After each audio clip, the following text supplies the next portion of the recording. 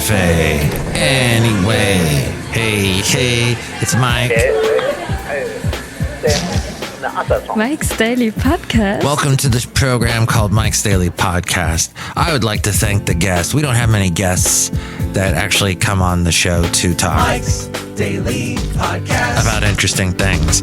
And the last podcast we had, a guy's name was Nick Roth, and he has a cool name, and I want to say the word moth because those are interesting things. They flitter around and they talk to you, and sometimes they sing, and they sing songs about moths and light and how they're attracted to the light. Mike's Daily Podcast. And they're scalded by the light. They burn up when they hit lights because they're too hot for them, poor guys. And they're made out of paper. Mike's Moths. Daily Or is it moths? Podcast. Where your tongue gets all sloppy. Moths. Yeah. Moths. Am I saying moths?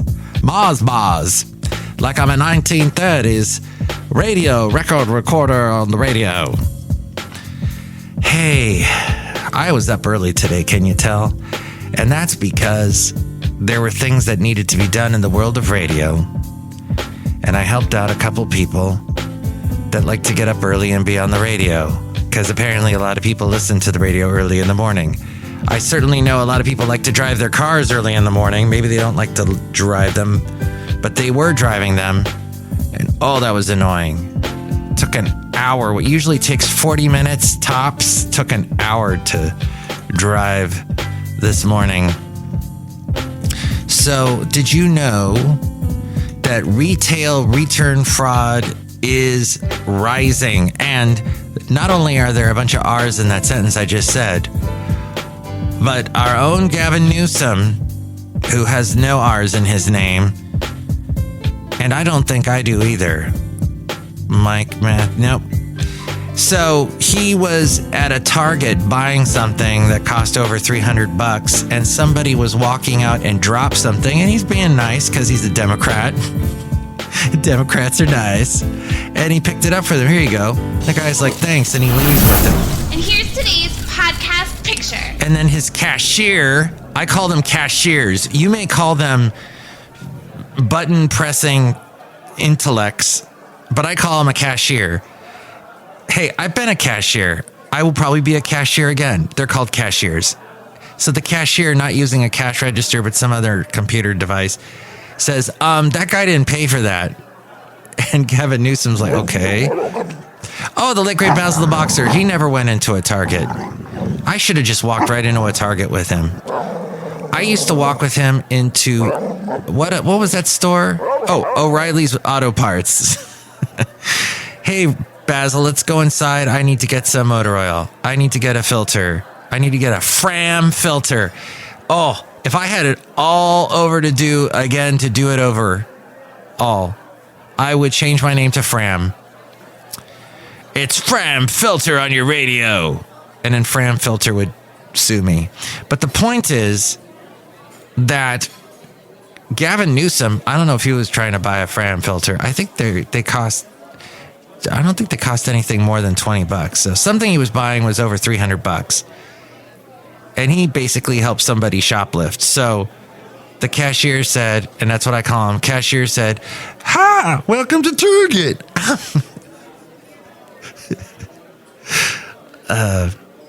That's not what it said, but it would have been funny because don't we love her so much? Bridesmaids.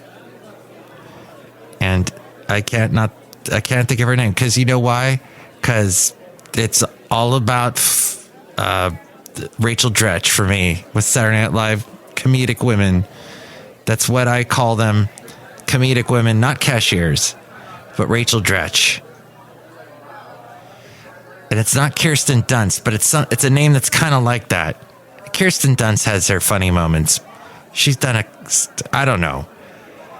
I would never go through the entire Kirsten Dunst movie library. I know you've got your early Spider-Man movies with the Sam Raimi. And then isn't there one that's really odd called Melodramatica or Melanomica or something? Oh, she's an Eternal Sunshine of the Spotless Mind. Kristen Wiig. I was going to get there eventually. Thank you for going there with me as I went to get there. And I got there, thankfully. But Gavin Newsom, he's like, okay, why are you just letting people go? And the lady said, oh, it's because of the governor. And he said, no, it's not. I'm the governor. I didn't say that was... We have strict laws. We're like the 10th state, the 10th strongest state with the strongest laws against shoplifting. And she's like, oh, okay. Can I get a picture? I'm basically paraphrasing, but that is what happened. So how on earth did we get here in California? Is it because we got Democrat leadership? Is it because we don't want to prosecute? Oh, it's because there was a proposition a while back that why do we have to throw everybody in jail? Let's just throw the really bad people we'll throw in jail. The other ones that shoplift now and then, I mean, everybody needs something. Well, now shopping centers, stores are getting shut down in major cities. Well, our majorest city, San Francisco. In California, you've got LA, San Francisco. Those are your top two. Then I think there's San Diego, San Jose, Sacramento, maybe. Oakland's in there, of course. And then the other Southern California places that are of any kind of note. And the point is that Gavin Newsom even knows about the retail return or retail. That's just flat out retail theft. But there's also retail return fraud. And I'll tell you, my lovely lady friend is wonderful. I got through that. I got into it. I was working for Rob Black this morning, and I got this news story actually from Rob. I produce his podcast. You can hear him on the radio, AM 1220 KDOW, weekday mornings in the Bay Area at 8 a.m. And he is also on the TV station Kron. He is on their news show in the 9 o'clock hour. Very informative, guys. We go outside a Café Anyway, where we bring you Mike's Daily Podcast. Somewhere in Podcastro Valley, the last place on earth, in Ameritopica. And here's an Ameritopica for you. Anyway. And that is, as retailers tried to win shoppers and boost sales in recent years. Oh, Rob asked me, because we were talking about my lovely lady friend. And he said, when are you going to make an honest woman out of her? Gosh, that is such a 1920s phrase. That question, that saying is like 100 years old, Rob. But I said, oh, she's not honest now? You mean she's been lying to me the whole time? Magnification. And he said, well, she's a therapist. But boom. So I don't know what that means either. Sorry, therapists out there. But that's a little humor that we get behind the scenes in the radio world. But he says that as retailers tried to win shoppers and boost sales in recent years, they made their online return policies more lenient than ever. And bringing that back around to my lovely lady friend, it seems like she's constantly returning things, but mostly the online stuff she gets. In some cases, shoppers can send back different items than the ones they bought, return stolen items, or claim a purchase that never got delivered when it really did. My lovely lady friend doesn't do any of that, but there are things she gets and she's like, this is too small. You know, there's a real scary holiday coming up. This is too big. Notice I put that in there too.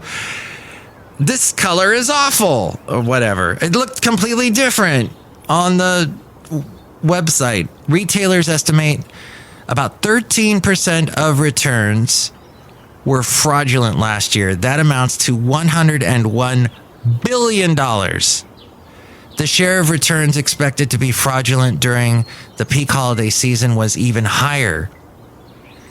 At 16%, that's $24.5 billion worth. Fraud is number one in the concern for retailers, and it's not even close to number two. It's way out ahead. It's a concern, a big concern, and processing an online return is already a costly Mike proposition. is on it, Man man. go where no man has gone before. We love it, Mike. Take the value of the order that you ordered. Let's say that shirt. That nice shirt. Oh, I thought it looked so nice. Then I got it, and it makes me look fat. People get stuck on stupid. You know what I mean? Okay. It's too tight. It's too tight around my belly. That's one of my complaints. Well, get rid of your belly, Mike. Well, I'm working on it. So, take that order, take 20% off of what you paid for it, and that is the amount that the company has to pay to process it when you return it. More than half of consumers confess to wardrobing, which is ordering 3 sweaters and keeping just one. Wardrobing. Yeah, that's happening big time. And I think that is underreported. It says 56% of consumers. That is much too low. It's got to be 96. 1 in 4 consumers said they bought an item with the intent to return it after use. Ooh. And some retailers use artificial intelligence to personalize their return policies, which could vary for each individual. That's interesting. Maybe it can detect if you were a chronic user, pathological returner versus you being an honest returner. Are you an honest person? Are you just being honest? Maybe that's what it is. Home prices began to cool in November. Welsh on the world. Fabagoo, things to do. From October to November, they cooled. But nationally, if you look at November last year to November the previous year, so look between the 2 years, November 2023, we were actually up nationally about 5%. San Francisco had some of the largest monthly price declines. So did Seattle. Get this, though. San Diego had an 8% increase. You will travel into the incredible And there universe. are 6 new all-time highs in November for house prices. And they were in the cities of Miami, Tampa, so that's 2 in Florida, Atlanta, Charlotte, so there's 2 in the South, New York, and Cleveland. Okay, I know that's not the most riveting stuff, but it is there. Home prices. At some point, everybody's thinking about buying a house or renting a house, or someday I will live in a house, or I sold a house, I wish I could have gotten more, or I bought a house, I wish I could have paid less, etc. Gray divorce rates are exploding. The divorce rate has doubled since 1990 for Americans over 55. Doubled. And I am over 55. Wait, am I? Yeah, I'm 55. Gosh. I got a while yet till I'm 56, so I should enjoy it. I got almost a year. Less than a year now, but yeah. For couples over 65, the rate has tripled. Cassette copy. So you hit 65, are you going to get divorced? To me, it's amazing people that have been married for 50 years. Of course, I mean, that's an understatement, but still, how on earth that mean? I think of, who have I known for 50 years? Well, really nobody, because my parents are gone.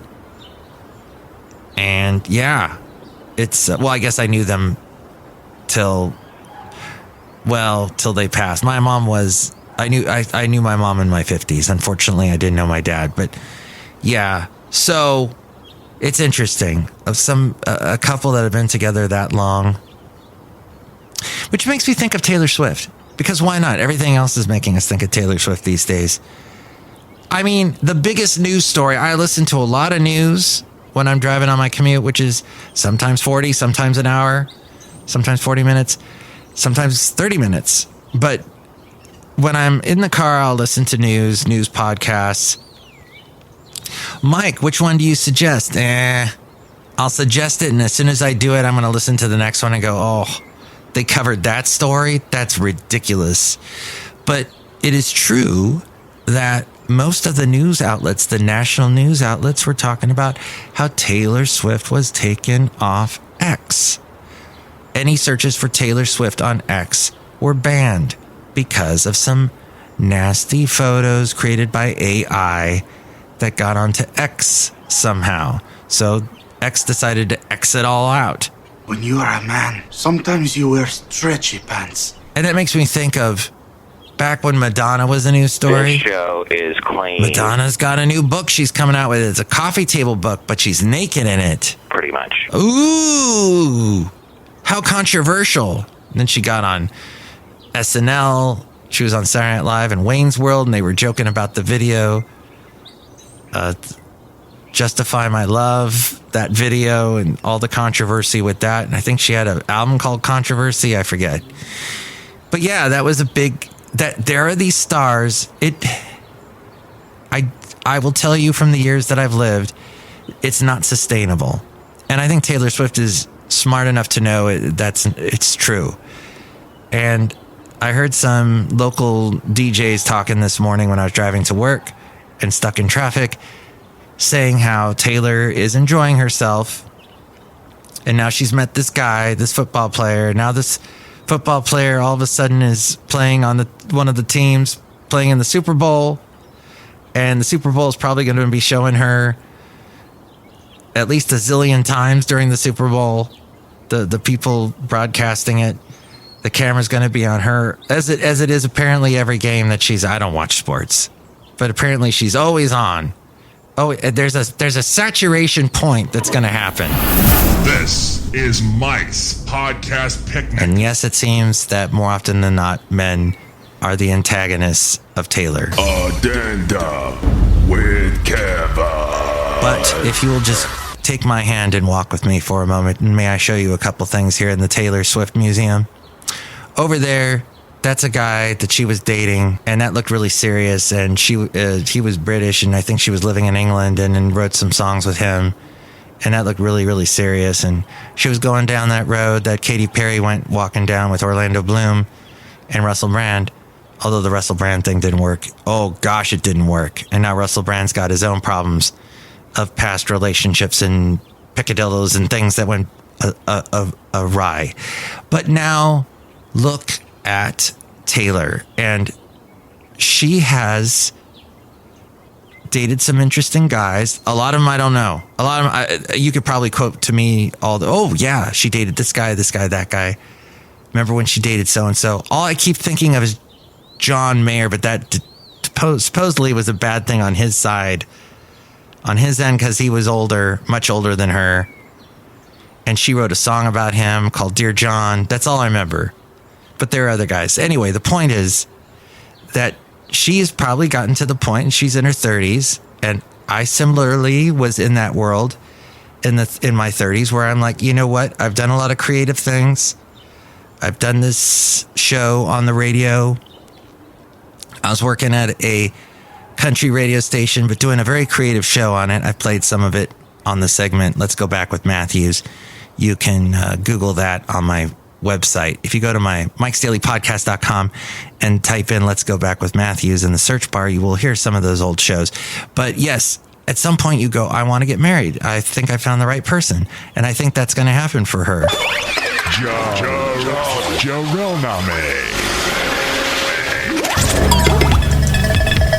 MTV News. You hear it first. Kathy's Corner. Kathy's Corner. She's drinking a lot of wine, a lot of booze, and she parties. Maybe she's getting out those final bits of sowing them oats. Band's mutations. Magnification. Commit and dun, dun, dun, dun, dun, dun. But is she really? Has she always been that big of a football fan? Or is this some new thing? Ooh, football's interesting. This guy's a hunk. He's got a beard. He's cute. I'm going to try this for a while.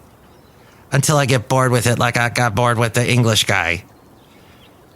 I don't know. Maybe this is the one. But isn't that true for all of us? We walk down a road, maybe this is new. This is something different.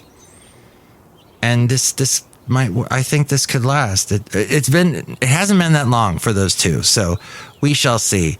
At any rate, I'm talking way too much now. I've devoted too much of my show to Taylor Swift, but it is interesting how, and we do talk about culture and society and that kind of thing on this podcast, how she is so much in the fabric of even the news, the national news. But that's it. I'm done talking about her, and we'll just not talk about her anymore. But millennials, which she is not quite, is she? She's just sort of in there, like maybe towards the end of the millennials or the early beginning of the millennials or something in there. More of them are living with their parents. Nearly 16% of millennials in the U.S. lived with their parents in 2022. As younger people increasingly struggle with the high housing costs, back to houses and housing. And yeah, I think when I was what the millennials are, the age they are, I wasn't living with my mom in my 30s, but I remember early on, right out of college, I definitely had to live with her the first couple of years just to get situated in a way that I could afford to pay a rent check every month. And finally, Elon Musk revealed on X that the first human has received a brain implant from his company called Neuralink. We talked about that the day after that came out. So that's a thing that's maybe next year, semiconductor implants. Will we someday all know someone that has an implant? Maybe ourselves? That's fascinating. Outside of Café Anyway, somewhere in Podcastro Valley, the last place on earth. And let's see, we talked to Shelley Schuhart and talked about her snow globes last time. And who's here now? Hi, Mark. It's Benita the Rodeo Queen. How y'all doing? I heard you had a guy from the movies on. Here's my horse. It's a Disgruntled Fiddle Player. Tell you what. What? I don't trust anybody that makes movies. I don't trust anybody from Hollywood. And I don't trust Taylor Swift. Tell you what. What? Why don't you trust Taylor Swift? Because I'm a man. Do you trust Greta Thunberg? I don't think she has an R in her name. Well, speaking of people with R's in her names, yeah, she's got 2 R's, but I put an R where it shouldn't be.